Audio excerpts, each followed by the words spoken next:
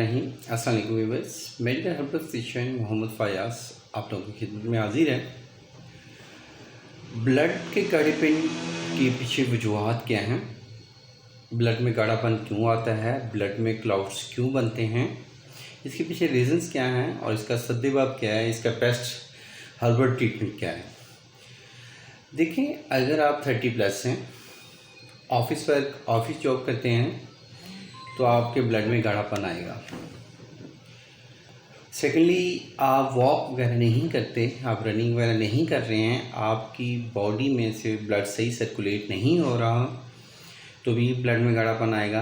अगर आप वेजिटेरियन नहीं हैं, गोश्त ज़्यादा हैं, आप रेड मीट ज़्यादा लेते हैं तो ब्लड में गाढ़ापन आएगा, ब्लड गाढ़ा होगा और ब्लड में क्लाउड्स भी बनेंगे। देखें, कोई भी बीमारी है वो ब्लड के गाढ़ेपन से शुरू होती है। जिन हज़रात के ब्लड में गाढ़ापन है, ब्लड गाढ़ा हो चुका है, तो अपनी डाइट पे ध्यान दें, देखें कि आया कि वो खा क्या रहे हैं। देखें, ऐसे हज़रात जिनके ब्लड में गाढ़ापन है, हार्ट के पेशेंट हैं, मैं उनको रिकमेंड कभी भी नहीं करूँगा कि वो रेड मीट लें।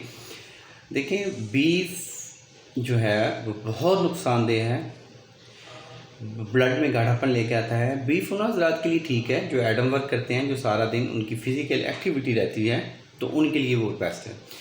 देखिए, ब्लड के गाढ़ापन से आप बचना चाहते हैं, अगर आप गोश्त लवर हैं तो आप कोशिश करें वाइट मीट लें, चिकन लें, फ़िश का इस्तेमाल करें, प्रान का इस्तेमाल करें, वो आपके लिए ठीक है।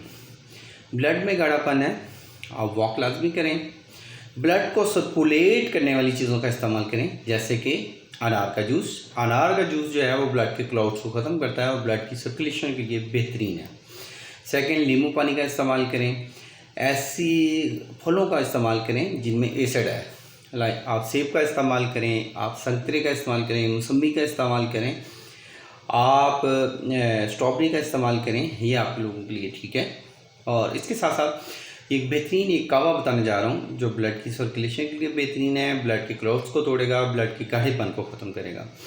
कावे के जो अज्जा हैं वो नोट फरमा लें, इनके जो इंग्रेडिएंट्स हैं वो नोट कर लें।